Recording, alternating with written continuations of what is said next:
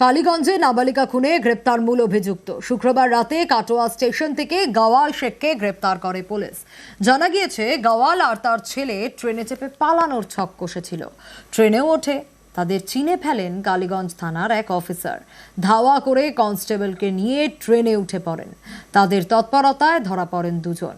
মুর্শিদাবাদ থেকে গ্রেপ্তার আরও দুই।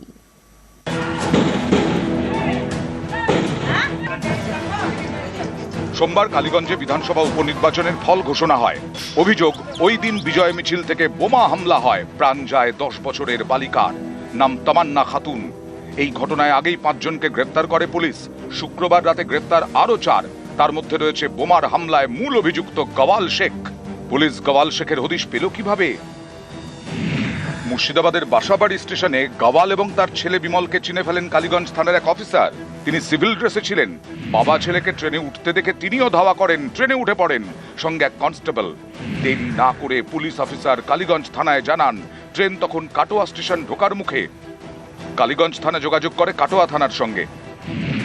ট্রেন পৌঁছয় কাটোয়া স্টেশনে। সেখান থেকে মূল অভিযুক্ত গাওয়াল এবং তার ছেলে বিমলকে গ্রেপ্তার করে পুলিশ। এই গাওয়ালের বিরুদ্ধে প্রথম থেকেই অভিযোগ তুলেছিলেন নিহত নাবালিকার মা।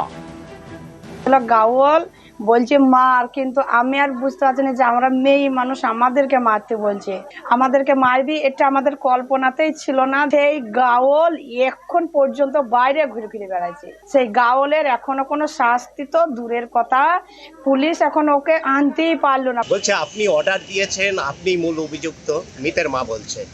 সে ভুল বলছে, আমি সব সম্বন্ধে কিছু জানি না। আমি তো পানিঘাটা ভোট গণনার কাছে আছি, তাহলে আমি কি বলতে পারি কেন ঘটলো, কিভাবে ঘটলো, আমি বলতে পারবো না। তাহলে সেদিনকে আপনি ছিলেন না? না ছিলাম। তাহলে কি মিথ্যে মামলায় ফাঁসানো হচ্ছে আপনাকে? আমাকে মিথ্যা করে ফাঁসাচ্ছি। বালিকা খুনে মূল অভিযুক্ত গাওয়াল শেখ, তার 2 ছেলে বিমল এবং হাবিবুল। এছাড়াও নবাব নামে আরও এক যুবক গা ঢাকা দিয়েছে মুর্শিদাবাদে। গাওয়ালের এক আত্মীয়র বাড়িতে পুলিশ জানতে পেরে শুক্রবার সন্ধে হানা দেয়। সেখান থেকে হাবিবুল এবং নবাবকে গ্রেফতার করে। পালিয়ে যায় গাওয়াল এবং বিমল। বহরমপুর স্টেশন থেকে ট্রেনে ওঠে, কিন্তু পালাতে পারেনি, ধরা পড়ে যায়। নদিয়া থেকে সমীর রুদ্র, নিউজ 18 বাংলা।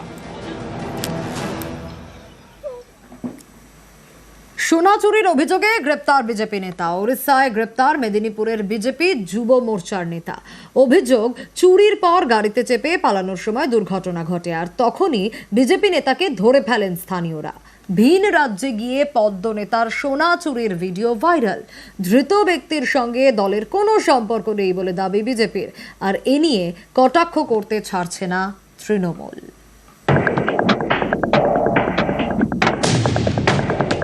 গয়নার দোকানে সোনার অলংকার দেখছেন ক্রেতা। কিছুক্ষণ পর পরিস্থিতি বুঝে গয়না নিয়ে চম্পট।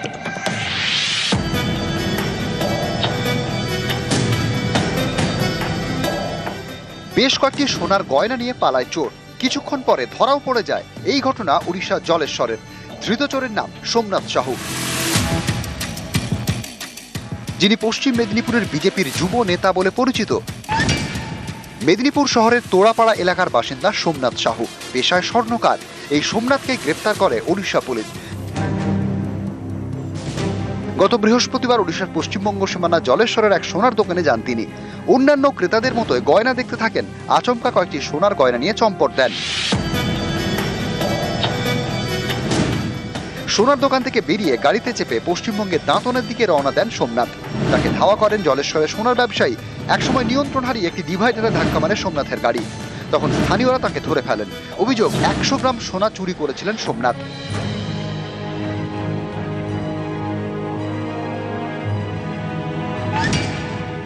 বছর 2 আগে তিনি মেদিনীপুর সাংগঠনিক জেলার বিজেপি যুব মোর্চার সম্পাদক ছিলেন। এই দেখুন মেদিনীপুর সাংগঠনিক জেলার বিজেপি যুব মোর্চার সেই সদস্য তালিকা।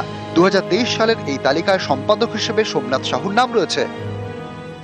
দীর্ঘ প্রায় 1 বছরেরও বেশি সময় দলের সাথে ওর কোনো যোগাযোগ নেই। এই মুহূর্তেও দলের কেউ না।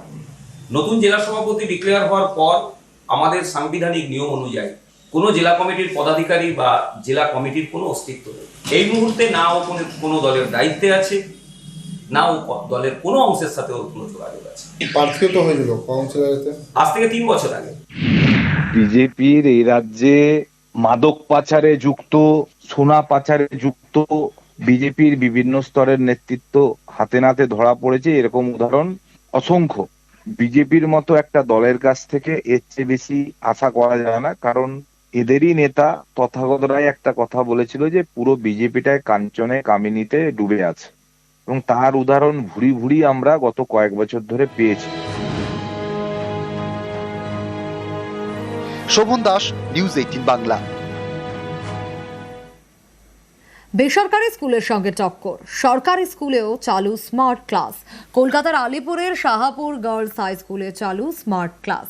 এলাকার আরও কয়েকটি সরকারি স্কুলে স্মার্ট ক্লাস চালুর উদ্যোগ।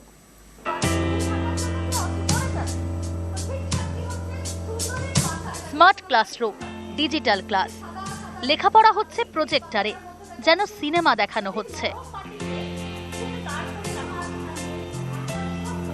কোনো বেসরকারি স্কুল নয়, এটা কলকাতার আলিপুরের সরকারি school, Shahapur girls high school. এখানেই চালু হয়েছে স্মার্ট ক্লাস। চকডাস্টারের দিন শেষ, এখন ক্লাস পুরোটাই স্মার্ট। না, কোনো বেসরকারি স্কুল নয়, সরকারি স্কুলে এমনটাই হচ্ছে বেহালার শাহাপুর গার্লস হাই স্কুলে। নতুন কায়দায় ক্লাস, স্কুলের প্রতি পড়ুয়াদের আগ্রহ বাড়ছে। আগে তো আমাদের চক ডাস্টারে শুধু লেখা হতো, পড়া হতো, তার থেকে এখন সামনে যেটা দেখতে পাচ্ছি সেটা আমাদের মাইন্ডে অনেকটা থেকে যাচ্ছে। এক্সামের সময় যদি ভুলেও যাই তখন সেই আঁকাটা, ছবিটা মনে পড়লে কিছুটা আমাদের হেল্প হচ্ছে লিখতে। এখানে স্মার্ট ক্লাস যেটা, সেটা দেখে খুব ইন্টারেস্টিং লাগছে। যেটা বইতে খুব বোরিং লাগতো ব্যাপারটা, এখন এটা দেখেই পড়া মাথায় ঢুকছে বেশি ভালো। সিনেমার মতো দেখাচ্ছে, সেটা বুঝতে ভালো লাগছে, ইন্টারেস্টিং লাগছে, বই পড়তেও এখন ইচ্ছা হচ্ছে বেশি। 1957 সালে যাত্রা শুরু করে শাহাপুর গার্লস হাই স্কুল।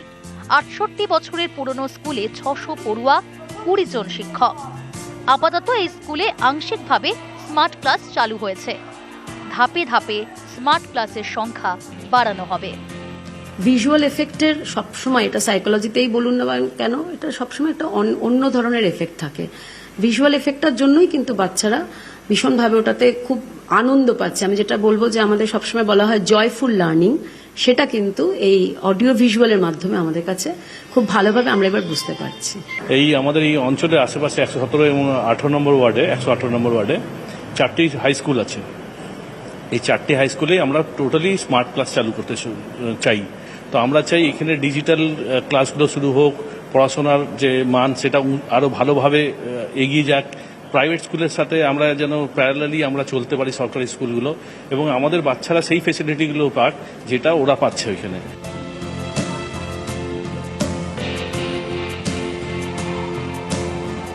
এরকমভাবেই অন্যান্য স্কুলেও স্মার্ট ক্লাস করার ভাবনা চিন্তা, যেখানে প্রজেক্টর থাকবে, যেখানে এলইডি স্ক্রিন থাকবে, চক ডাস্টার নয়।